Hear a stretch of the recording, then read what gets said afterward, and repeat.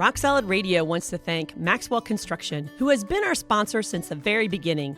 For over 30 years, Maxwell has delivered the highest quality projects by holding to their core values of customer satisfaction, positive attitude, respect, and excellence. So if you have any kind of commercial construction need, give Maxwell Construction a call today at 812-537-2200.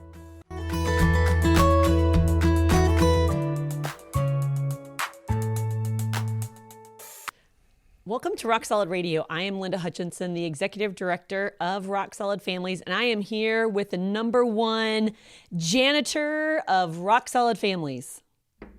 What'd you call me? Well, you clean the office, you fix it, you're the fix-it guy. Wait. I'm not your janitor. Well, I'm saying you're like the El Generente of Rock Solid Families. Wait, I'm not the janitor. Why are you being so offended by that? I'm just saying that's because part of what the way you do. you say it, like the janitor, like the toilet cleaner, the scum of the What's earth. wrong with that? No, you clean the office. You do the hard work. I appreciate that. I'd rather be referred to as the president. Thank you want to very be much. El Presidente. El Presidente. Man, your feelings get hurt awful quickly around here. Well, I just don't want to be known as the toilet scrubber, okay? Now, wait a second, because honestly, what happens if there is someone listening today who is a janitor or a custodian? Oh, great. Are you offending them? Great. Now, you offended me, and now I'm offending all the janitors out there. Well, this is not going to go well. This is not going to go well, which is actually perfect, because that's actually what we're talking about today. Oh, today we're having a little bit of fun, but we are going to talk today a little bit about, you've heard it, the dreaded phrase, cancel culture. Cancel culture and your family, what that means to us. And so not a totally brand new term, but definitely something in the last year or two has picked up a lot of steam. And we see it actually playing into our family, our relationship, our community, and just ultimately we do see this playing out with our kids. Yeah, because they're seeing it, they're watching it. And they're starting to do it. Yes. They're canceling. Yeah. Okay, and so we have seen it come in our office here of late, and so we're going to have a little discussion about that. This is by no means, this show, we certainly have no intention of being offensive, and so starting off at the beginning with the janitor thing, You've just had everybody turn off now. Yeah, no, turn it back on, guys. We're not trying to offend. Yeah, not at all, because we believe everybody has values and gifts that they bring to the table, and everybody is valuable, and so, but we also think that a lot of times we try to put our influence on how people ought to be or ought not to be, and think that, we should get to set the rules on how we should be. And the fact that we're not going to get it all right. We are going to misspeak, and we are going to do things that are going to hurt people's feelings. But what do you do with that? And that's what we're going to talk about today. But before we do, we want to thank our sponsors. We want to thank Casey's Outdoor Solutions and Maxwell Construction. Both of those are community partners that have come alongside Rock Solid Radio and Rock Solid Families to provide this positive programming that we think is important for our families and for our community. So we want to thank both of our sponsors for their support. Absolutely do. Yes. Also, I want to talk about a couple different announcements or some things that we are looking at. We get feedback from you guys as listeners and viewers, and we appreciate the feedback. Some of it is very complimentary, and some of it is critical. But that's okay. I mean, that's part of why we're having the conversation here today. This is part of why we're doing the show. Right. It's a learning process, and so we appreciate you guys. Obviously, keep the compliments coming, but that helps us, encourages us. But also, if you have, especially one of the things that about critical comments is, I said this as a teacher, and we say it as parents. If you're going to be critical, then come with the solution. So come with how you think something should be, or how something should be. Maybe it's a factual thing, and you actually have the answer, and maybe we got the answer wrong. And so come at us with what the solution would be in your eyes to help us, because we all win when we start to understand more. Yeah, and we're going to talk about that later, about how we don't want to just surround ourselves with people who tell us what we want to hear. And so we want to learn and we want to grow. show. And so we appreciate your feedback, the good, bad, and ugly, but we appreciate it done in a respectful way. We want to handle that in a respectful way back when people disagree or have different opinions. And we want to have dialogue. This is about healthy families, healthy relationships. And so we know that we don't have all the answers. So in case you were wondering, we're just laying it out now. The disclaimer is we do not have all the answers. No, not at all. We don't claim to be. Starting right here. Yeah, No. yeah, for sure. But we appreciate your feedback. We want you to engage in conversation with us. We just ask that you would do it in a respectful way, and we'll do it in a respectful way back. Yeah, absolutely. So, but let's get started. Let's talk about just a very serious subject. And so, even though I always try to, be a little lighthearted and joke around, we want to be careful today because we don't want to make light of what the seriousness is of this topic, especially for our kids and family and long term. But the other thing about this is the cancel culture idea has become very political. And so let's make no mistake about it. We are not political in our nature on this show. We do not subscribe to any political parties and not supported by them. So that's not our deal. Our deal is through families. Like what works for families. And God and his word. Yes. That's what we are going to use as our measuring tool. Yeah. Yeah. So another thing, and just kind of setting up this background, is the idea that,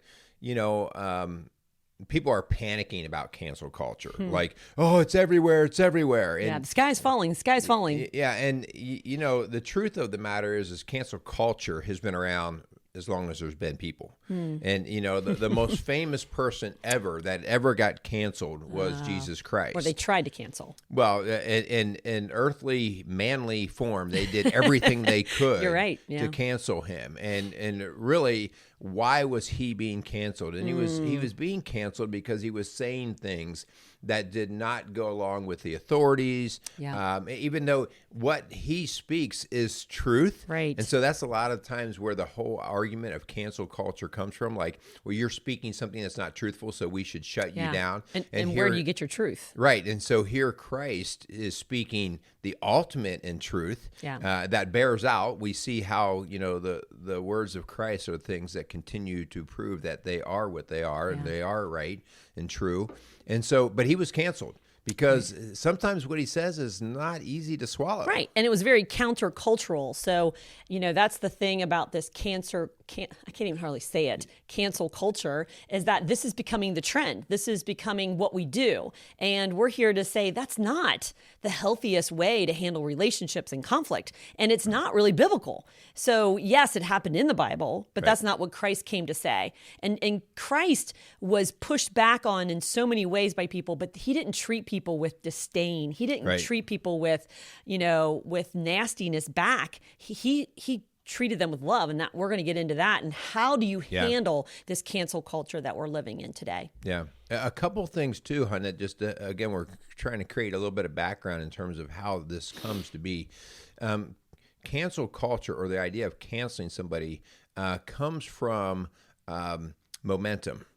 Right. And so, like, you could have one person that disagreed with Jesus, or any one of us, one person, and it's like, well, that's just kind of a back and forth. We're just going to go back and have a little dialogue. But when one person turns into 2 and 3 and 4, and then all of a sudden we have a mob sort of thing, we have a huge number, that momentum carries so much more significant power.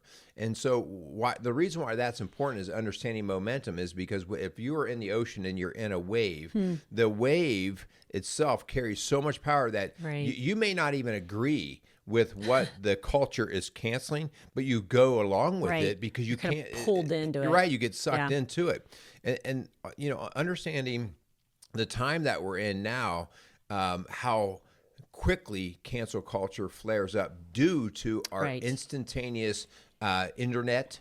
The web allows us worldwide and literally real time. I can get a mob in one direction. So wave building is extremely fast compared to what it was in Jesus' time. So because of the social media, because of our website platforms now, this boycott of a person or a group of people, this public shaming of that person or group to establish your opinion or your your position is very easy to do today. Where back in the old days where you had to pick up a phone and use this thing. Remember this little Well, I was thinking about the Pony Express.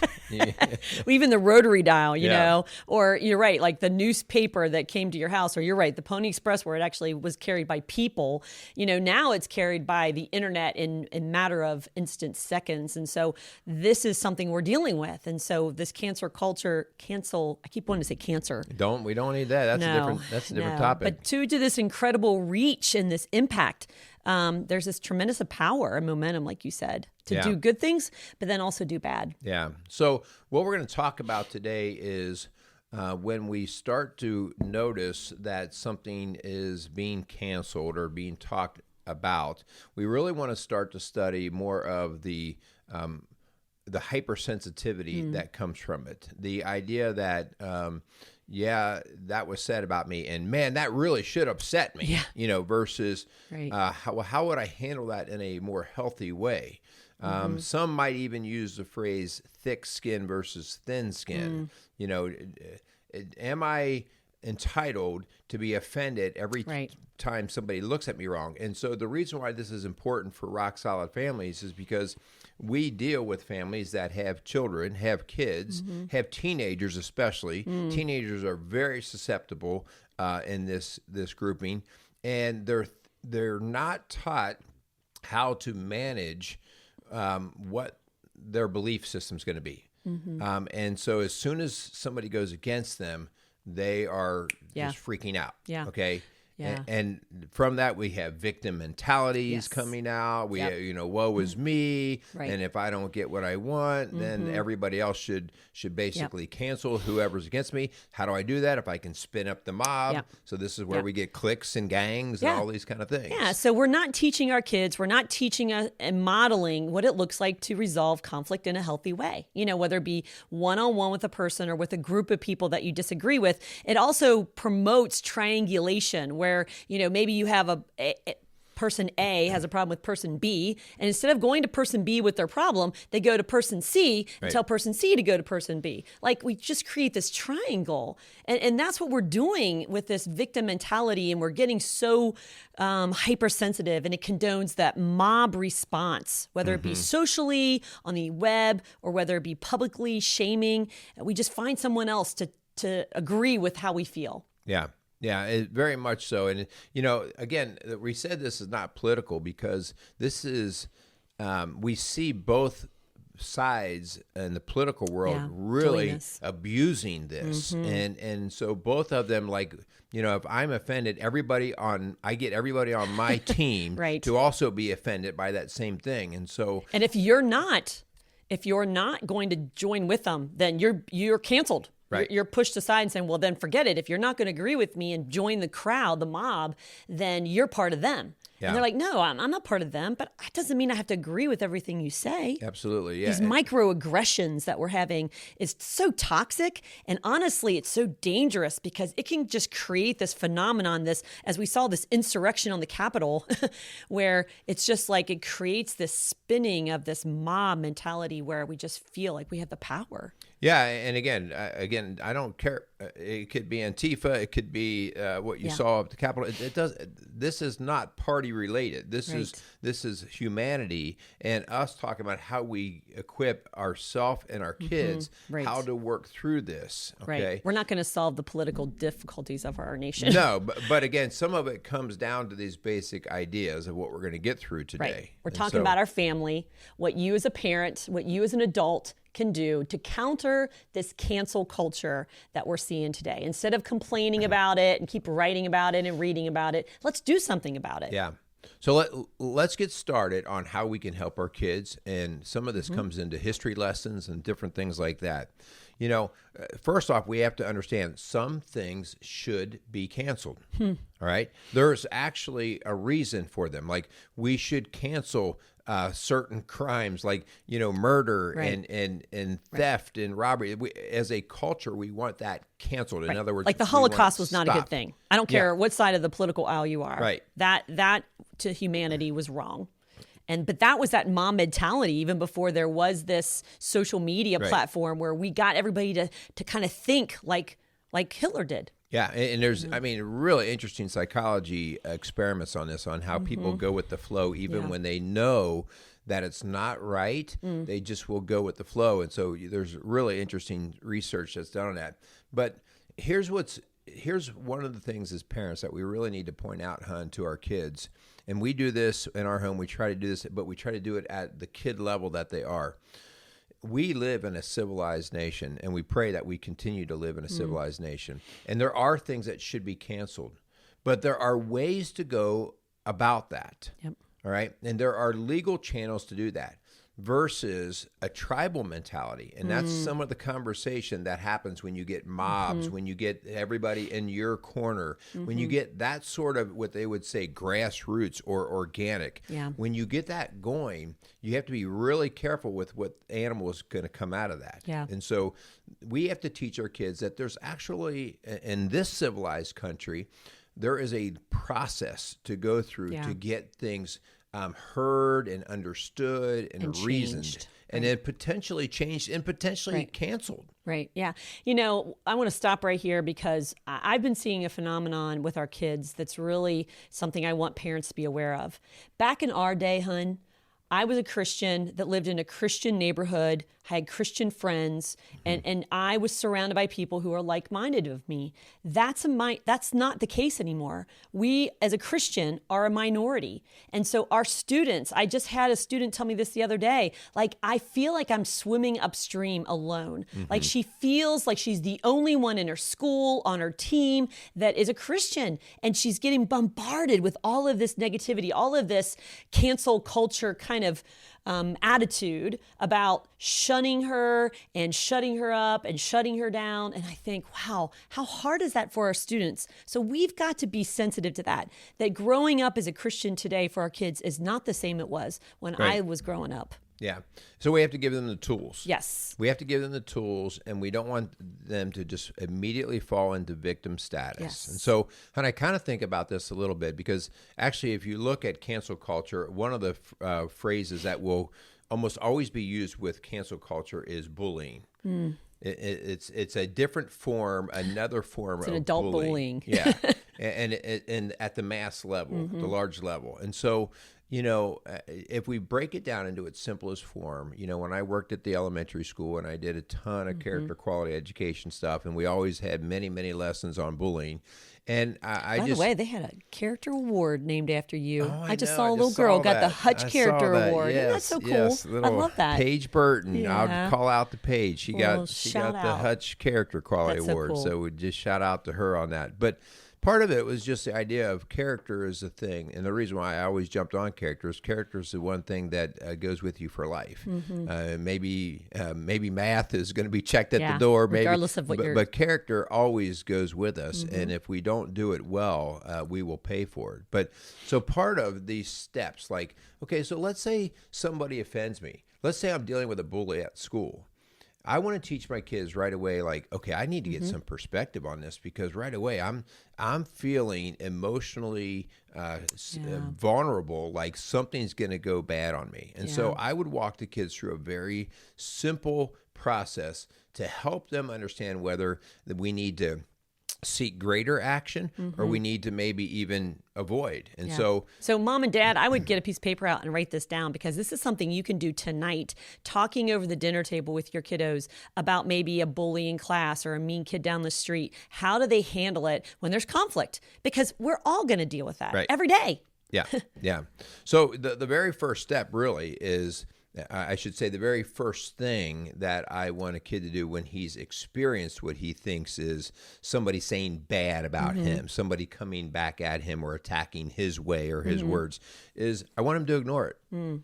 Yeah, I really do. I want you to ignore it, especially because if it's the first time, you know, people get emotional. Right. They might be having a bad day. It's a bad day. Yeah. Like, you know, we've seen comedians cancel just for one word that they've said. We have a a person here locally who was a broadcaster and had a wonderful career as a broadcaster, and he said something stupid, but all of a sudden to cancel him off of a one-off is really not good he for admitted any it of was us. stupid. Yeah. I mean, ownership's important, Yeah. And so to own it, but it really doesn't fend well for any of us because all of us will eventually find ourselves I'm sure in we're going that to say realm. something that We already have. There's nobody listening right now. Thanks. No, you called me a janitor, and then I said something bad about janitors. So, I always tell folks, if you are hungry, angry, lonely, or tired, halt. Hungry, angry, lonely, or tired, or halt. So sometimes people are going to say something that hurts your feelings, or maybe they're hungry, maybe you're tired, maybe you're, feeling lonely and no one's playing with you on the playground, whatever, those are the kind of situations where you just got to kind of ignore it and say, okay, I'm going to go to sleep or I'm going to eat lunch and maybe I'll feel better. Come back again tomorrow and see how it goes. Yeah. Okay. So we ignore it. All right. But the second time around, so like, let's say it keeps coming back at Pattern. me. Okay. And a great word, we always are looking for patterns before we're going to get real and intentional about working through something. I need to see the pattern. Yeah. So now I see it again. The second time, this is where we have to teach our kids, guys, and this is where we mess up as adults. I'm guilty of this. We have to teach assertiveness. Yes. And the assertiveness is not to throw a punch. The assertiveness is we have to be able to speak our mind and to tell them to stop. Hey, that really bothers me when you do that. Yes. I would appreciate it if you stopped it. I've had people who I've called them by one name and they were offended because they didn't like that name. And so it's like, how would I know that if you didn't tell me? Right. And so, yes, there's a pattern. I keep calling you by the same name. It has no derogatory meaning behind it. I'm not trying to make you angry. I had no idea. And so if you don't set up a boundary and speak that assertively, like you said, Right. I love that word. Like, this really offends me that I don't know if you realize this. And my gosh, when people do that, I feel so horrible that I did this for so long and had no idea. Right. But that's on you to speak it. Yeah, because before I go any further into try to cancel somebody, I really have to see what their intent is. Right, their heart. Like if I ignore it and it goes away, great, there was no intent. If I tell them to stop, okay, maybe they've done it twice because maybe they're just being a knucklehead or they don't get it. But when I address it and say, hey, I would appreciate it if you stop doing that, and they stop, you really know, hey, this was not of ill intent. Right. This was just somebody kind of being a knucklehead and not getting it. And again, you save a relationship. yeah, and you save it, and you both learn from it. Yes. Okay. Yeah. The third time that we start to get real. So, like, if somebody comes at me again with this same whatever it is, word or accusation, And you've or addressed whatever, them, and you've gone through these steps. Now we start to bring in other parties. right? Okay. So this is Matthew 18. Actually, it is. Yeah. And so, that's what we're going to talk about a little bit. The idea that Scripture actually, as Christ's words always does, he brings it back around to help us figure this out. But this is where we kind of involve, and it's more of the sake of not to bring in the adult so that the adult yells at him. So like I don't go get the teacher so the teacher yells at the other Gets the kid. other person in I trouble. actually get somebody that is going to be a witness. Okay, A mediator. Yes, somebody with a little bit more of authority in terms of to help mediate. And so I would get an adult, I could get a parent, I could get a coach and say, hey, we've been having some problems. And so I would actually do that all the time. I would have kids, they would come in and I'd say, guys, I'm not going to talk. I need you two to figure this out in front of me. So you guys start talking. And I will help work through it. Right. But I'm not going to do this because I'm just that neutral party. And so and this is really cool, Mom and Dad, if you're listening, because it still keeps the power, the control in the hands of your kids. Right. I mean, this is very empowering for them. All right. Don't solve their problems for them, please. Yeah. Don't go around them. You go work with them because you're not teaching them a skill that's going to be used for life. You're just kind of saving them and you're kicking the can down the road because it's going to happen again. Right. And so if you haven't taught them the skills and empowered them to be assertive and that the confidence that they can resolve this, man, you're setting your kids up for failure. Yeah. So, hey, we've done that. We've gone through. We've gotten a third-party witness, maybe another adult or something like that, and we're coming back at it, and it's hitting us again. The same thing is coming up. Guys, this is when we do get very real, and we try to. This is why we have we have legal systems set up for protection. Everything from the police to attorneys to courts and judges. This is when we go to a higher power of protection. Okay, and so like when I was working with the kids, this would be we are going to involve the principal. We may be involving parents and bringing them in. We have policy handbooks. We have these kinds of things that now it's a last resort, though. Yes, it is a last resort versus the first time somebody offends me. I go out on the playground and I get all the other kids to make fun of the kid who just offended me, and now I basically have canceled that one kid. Or I'm seeing this more. A child goes home and complains about something going on at school, and the parent either blasts on Facebook about the school and what they haven't been doing, even though the school has no idea because no one's called the school and talked to them about it, or they get the news involved. That's, let's take the public, mom mentality here, this cancel culture idea of let's shame the school and make them the problem. When really, as a parent, we're not teaching our children how to resolve conflict at all. No. We're teaching them that cancel culture is the way to do it. And that is so unhealthy. It's so toxic, and it can be downright dangerous for their future. It's very tribal in the sense that the weaponry have changed. It used to be the biggest gun or the biggest knife or whatever. That tribe would win. But now you offend me, and I involve the news media. I involve, I go out bigger on social media. I blast. Right. And so the weaponry has changed, but the mentality is still extremely irresponsible. And it is very much into intimidation rather than actually trying to help the culture get through. Okay. Right. And so again, there is a process. We still live in a civilized nation that allows this. We want our kids to know this. We want them to know why it is set up the way it is. Our forefathers had great insight.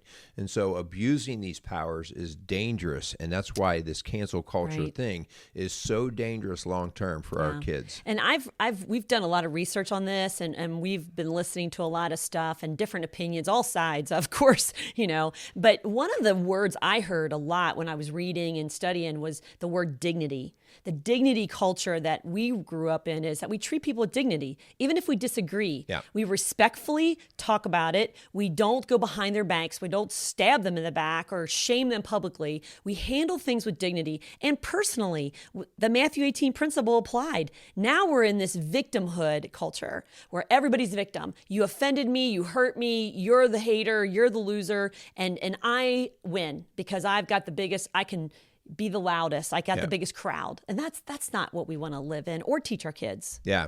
So huge point. Hunter, I do think it's worth reading Matthew 18 here, just because, God's word always says it a whole lot better than you and I can. So Matthew 18, 15 through 17, just listen to how Christ spells this out, and you can see where we kind of connect it to that. 15, if your brother or sister sins, go and point out their fault, just between the two of you. If they listen to you, you have won them over. But if they will not listen, take one or two others along, so that every matter may be established by the testimony of 2 or 3 witnesses. If they still refuse to listen, tell it to the church. If they refuse to listen even to the church, treat them as you would a pagan or tax collector. And so ultimately, there's a process here, and Christ gives a process because he doesn't want people doing knee-jerk reactions based off of emotion of one bad day, one bad incident, all right? Underlying so much of this, Hunter, are so many principles of forgiveness. Man, how many times are we supposed to forgive? 7 times? 70. Yeah, and so it's like, oh man, there's these principles that if we don't understand why God's word is so important, we will get wrapped up into our own human way of looking at things. Yeah. But on the other side of this, okay, because there might be some critical people listening that really don't agree with us. And I've heard this, that Christians are just drinking the Kool-Aid, that they all just surround themselves with people that want to hear what they want to hear, and that they're not even having any critical thoughts of their own. And I don't want that either. As a matter of fact, 2 Timothy 4:3 tells us that for a time will come when people will not put up with sound doctrine. That's God and his word. Instead, to suit their own desires, they will gather around them a great number of teachers to say what their itching ears want to hear. They will turn away from the truth and turn aside to myths. But you keep your head in all situations and endure hardship and do the work and discharge all the duties of your ministry. Like it's saying, man, don't get sucked into that wave you were talking about. Yeah. Don't get surrounded by that mob and just kind of go with the flow. I want you to critically think. I want you to have different voices. That's why we said we want to hear your feedback, good, bad, and ugly. Not saying we're going to agree with it all, but if you respectfully share what you're thinking, we'll respectfully share what we're thinking, and we can kind of come to some understanding of what is the right thing. Yeah. I'm going to give a shout out to the Megyn Kelly podcast. Megyn Kelly recently tackled a very challenging subject, and that was transgender, gender identity, that whole topic. Which we're going to talk about that in a couple weeks. Yeah, and she said, hey, this is a tough one. She has different things that she presents, but then she brought in two opposing points of view, two different doctors, okay? And she purposely did that. And she said, we're going to have a civil That's kind of a conversation. Common thing. And I listened to that whole thing, and they were on different sides of the coin on not everything. I mean, they agreed on a lot of things, but on some critical things, they were on different sides of the coin.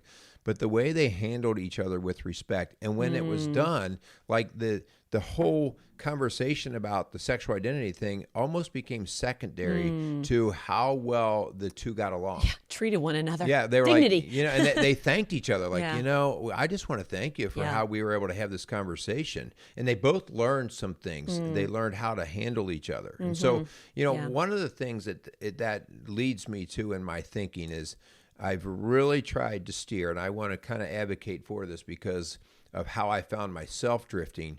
Start listening to different points of view on purpose. So if you just listen to Fox News, if you just listen to CNN, how about mix it up? Yeah. And not so that you will agree with the other, but so that you will see that the other person is a person, that they have a thought process, that there is some rationale behind what they say. Right. And also be able to come up with your own decisions. And again, we've said this all the time. Rock Solid Radio is built on the idea that our foundation is rock solid, and that's Jesus Christ, and that's what's unshakable. We don't get it right. When I think about a tree and the fact that a tree is able to grow. Now, you actually were the biologist. Yeah, so you're bringing up trees. So exactly. You're in my wheelhouse. Actually, I think you took a whole class on trees or something. Or no, was it grass? I did grass. Grass and birds. I did trees. I did birds. I did all kinds of stuff. So what helps a tree develop a strong root system?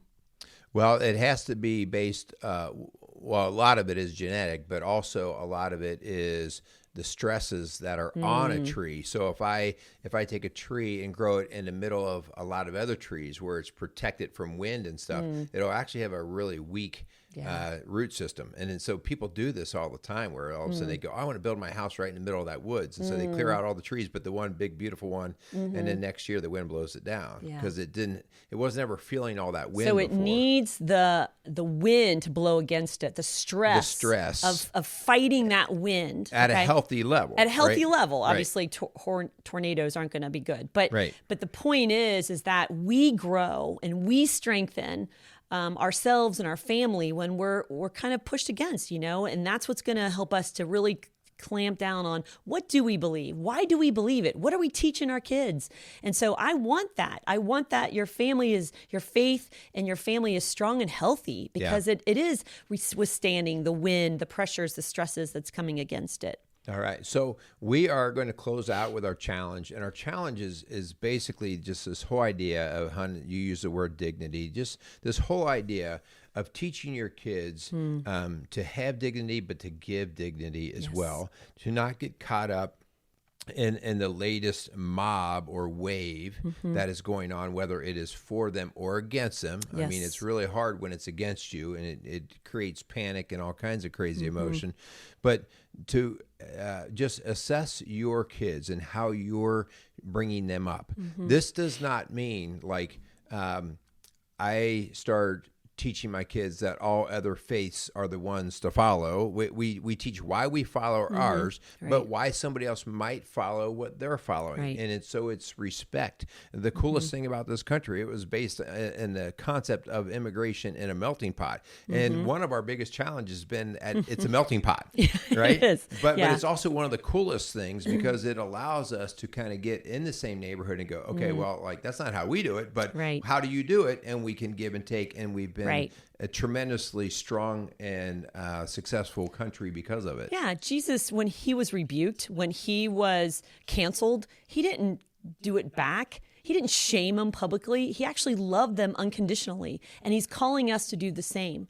But I will tell you, hon, our kids aren't going to know how to do this if they don't understand the love of Heavenly Father. If they don't know Christ and his word themselves, it's really hard to model that toward other people. And so as a parent, as a very young parent, it's time to let your kids be surrounded by the love of Christ, for them to learn and to know who God is and his word and why we love others. Especially the Bible says, love your enemies. Like, how do we do that? Yeah. And it's only going to come through a faith community, a faith foundation, and you modeling that for them. All right. So we're going to close out. We want to thank our sponsors of Casey's Outdoor Solutions and Maxwell Construction. Guys, thanks for coming alongside of us and supporting us. You know, as we said, we hope that our shows prompt discussion within your family, within your marriage, even in the community. We hope it's discussion for the sake of bettering the areas and the homes that we live in. We would ask that if you listen and you like what you hear or you are engaging in some way, please give us a 5-star rating. Please subscribe to what we're doing and help us continue to get this word out. So, hun? Yeah. Not that you have to agree with us all the time. We understand that. But you should. I mean, I'm just joking. Just joking. All right. So thank you so much for listening to Rock Solid Radio, building a stronger community, one family at a time. Make it a great day. Mr. Janitor. Oh, that just offends me like no one's business.